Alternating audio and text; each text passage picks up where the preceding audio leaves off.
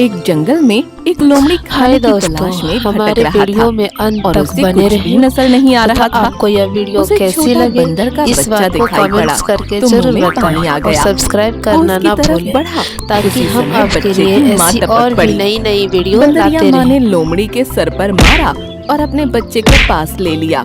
लोमड़ी का चेहरा देखने लायक था। लोमड़ी आगे बढ़ गया, लेकिन वहाँ पर भी उसके सामने एक बाघ आ गया। वो जान बचाने के लिए भागने लगा और बाघ पीछा करने लगा। दोनों भाग रहे थे। बाघ लोमड़ी को पकड़ नहीं पा रहा था, क्योंकि लोमड़ी जान बचाने के लिए भाग रहा था। भागते हुए लोमड़ी के सामने एक झाड़ी आई। झाड़ी के पीछे एक कुआं था। लोमड़ी उसी कुएं में गिर गया। बाघ से तो जान बच गई, लेकिन कुएं में फंस गया। हे भगवान, आपने बाघ से तो मेरी जान बचा दी, लेकिन इस कुएं में फंस गया। क्या करूं, कैसे निकलूं, यही डर सता रहा है। लगता है कोई आ रहा है। कौन है भाई? इधर आओ, अपना मुखड़ा तो दिखाओ। कुएं के पास में एक बकरा आ गया था। लोमड़ी की बात सुनकर चौंका। उसकी समझ में नहीं आया कि आवाज कहाँ से आ रही है। ये आवाज कहाँ से आ रही है? कहीं आसमान से आने वाली आकाशवाणी तो नहीं सुनी मैंने? अरे आकाश से नहीं, मैं कुएं के अंदर से बोल रहा हूँ। जरा आगे आकर अंदर झांको। बकरे ने जब कुएं में देखा तो लोमड़ी कुएं के पानी में तैरते हुए दिखाई पड़ा। अरे लोमड़ी राजा, यहाँ क्या कर रहे हो? चालाक लोमड़ी ने अपने दिमाग का घोड़ा दौड़ाया और उत्तर दिया। अम्मा यार, दोहरा फायदा उठा रहा हूँ। देखो, गोते लगा रहा हूँ। स्वादिष्ट मीठा पानी पिया और पानी नहीं तैरने का मौका दे दिया। सारी गर्मी छो मंतर हो गई है। बड़ा आनंद मिल रहा है। आओ तुम भी आनंद उठाओ, ठंडा मीठा पानी पियो और गोते लगाओ। मैं तो यहाँ अकेला हूँ, लेकिन एक से भले दो होते हैं। लोमड़ी की चालाकी से भरी बातें असर कर गईं और बकरे के मन में कुएं में कूदने की इच्छा जागृत हो गई। बस फिर क्या था, उसने आगे पीछे कुछ सोचा नहीं और कुएं में झम्म से छलांग लगा दी। बकरे ने पानी पिया और गोता भी लगाया, लेकिन कुछ देर के बाद उसका मन कुएं से बाहर आने के लिए करने लगा। उसने अपनी इच्छा प्रकट की। लोमड़ी राजा, अब तो बाहर जाना चाहिए। कैसे निकला जाए? मुझे भूख भी लगी है। अम्मा यार, चिंता क्यों करते हो? सारा इंतजाम हो जाएगा। रहा सवाल तुम्हारी भूख का, उसका भी इंतजाम कर देता हूँ। वो कैसे? बकरा भाई, तुम एक काम करो, पंजे के बल पर कुएं की दीवार पर खड़े हो जाओ। मैं खुद तुम्हारे सर से होते हुए ऊपर कूद जाऊंगा। बाहर निकलकर तुम्हारे लिए हरी हरी घास लेकर आऊंगा। उसके साथ साथ अपने घर से एक सीढ़ी लाकर तुम्हें बाहर निकालने का मार्ग भी बनाऊंगा।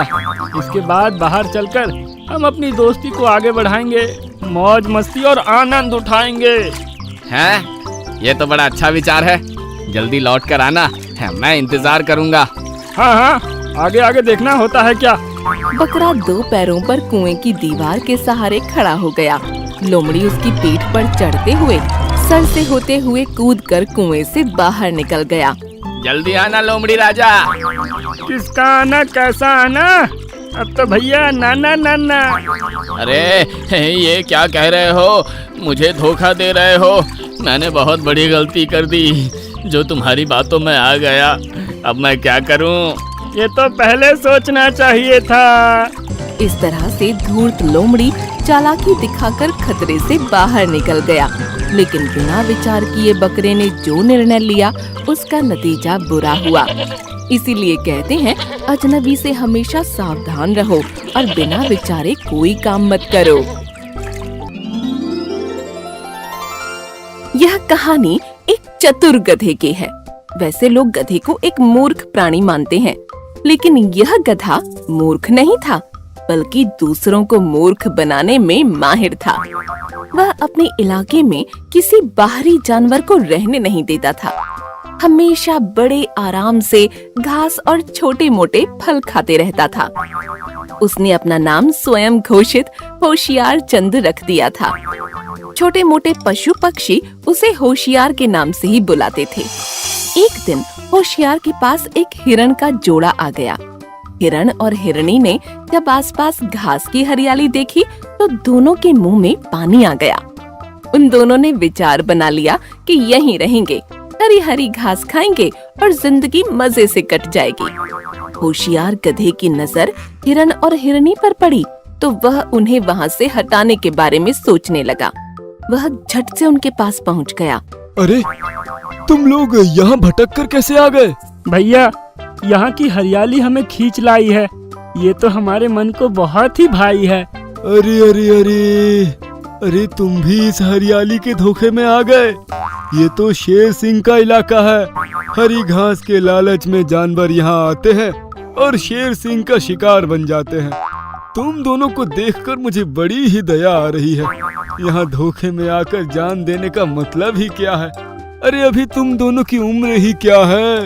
हाय दैया, यहाँ तो जान का खतरा है। अब हमें यहाँ नहीं रुकना चाहिए। जान है तो जहान है, हम यहाँ से चले जाएंगे। होशियार समझ गया कि अब उसकी युक्ति काम कर गई है।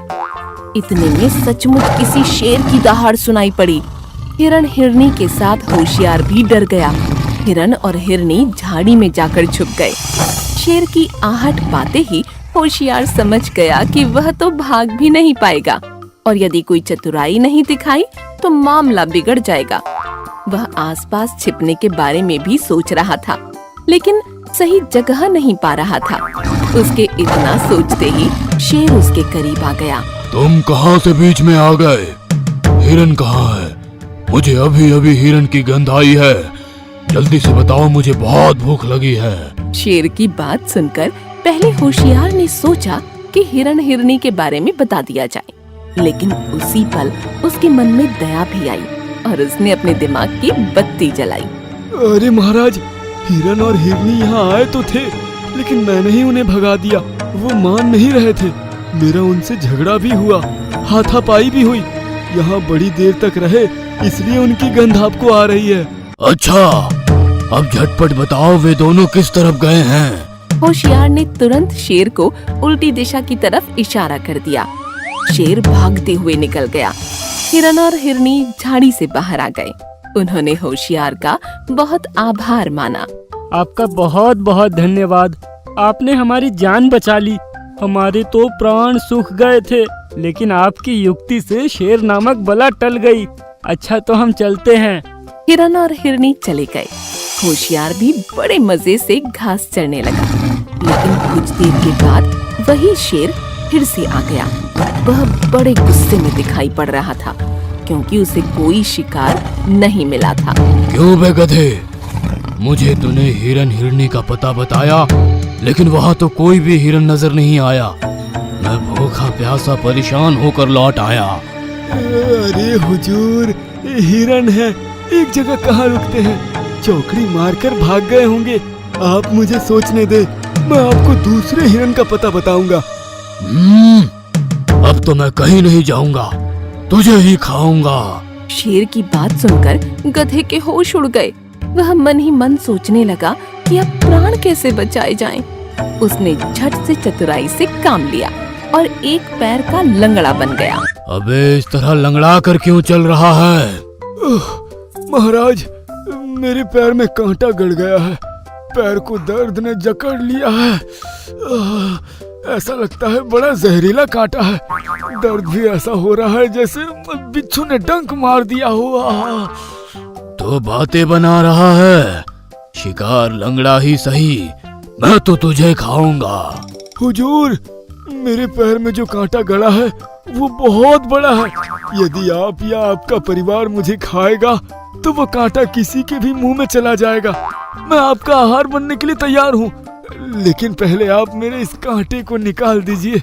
इसके बाद मुझे खाने का मजा लीजिए ना। मैं तो आपके सामने हूँ, कहीं नहीं जाऊंगा। जाना चाहकर भी नहीं जा पाऊंगा। कृपया करके कांटा निकाल दीजिए ना। शेर ने सोचा कि गधा है, लेकिन बात सही कह रहा है। इसका कांटा निकालने में समय ही कितना लगेगा। पहले कांटा निकालता हूँ, फिर इसे मारता हूँ। ऐसा तंदुरुस्त गधा फिर कहाँ मेरे हाथ आएगा। आज मेरे पूरे परिवार का पेट भर जाएगा। अच्छी बात है, सबसे पहले तेरा कांटा ही निकाल देता हूँ, इसके बाद तुझे अपना खाना बना लेता हूँ। हुजूर, मेरे पीछे आइए, ध्यान से कांटा निकालिए। आपके तकदीर का दरवाजा खुल गया है। बड़ा अच्छा मौका मिल गया है हुजूर। क्या मतलब? मेरा मतलब है आपका दिन शानदार होने जा रहा है। शेर होशियार गधे के पीछे चला गया और जैसे ही पैर की तरफ देखने लगा कि होशियार ने बड़ी होशियारी से शेर के मुंह पर ऐसी दुलत्ती मारी कि शेर को दिन में ही पूरे आकाश के तारे एक साथ नजर आने लगे।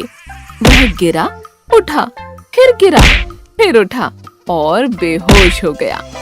कहते हैं गधे की दुलत्ती गधा ही सह सकता है। शेर या दूसरे जानवर के बस की बात नहीं थी। शेर का जबड़ा पूरी तरह से टूट चुका था, शरीर जगह जगह फूट चुका था। इस तरह से होशियार गधे ने बड़ी चतुराई से शेर को मारकर अपनी जान बचा ली।